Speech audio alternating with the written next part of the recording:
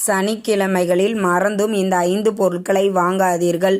உங்கள் வீட்டில் வறுமைகள், தரித்திரங்கள் ஏற்படுவதற்கு இதுவும் ஒரு காரணமாக கூட இருக்கலாம். ஒவ்வொரு கிழமைகளிலும் ஒவ்வொரு பொருட்கள் வாங்குவது சிறப்பு அப்படின்னு சொல்லியிருக்கோம் இல்லைங்களா?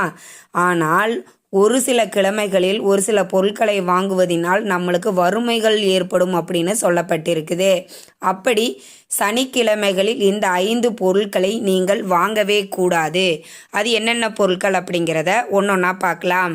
முதல்ல பார்த்தீங்கன்னா செருப்பு, 2வது உப்பு, 3வது இரும்பு சம்பந்தப்பட்ட பொருட்கள், 4வது பாவக்காய் அன்றைய தினம் சமைக்கக்கூடாது, 5 மருத்துவ பொருட்கள் வாங்கக்கூடாது.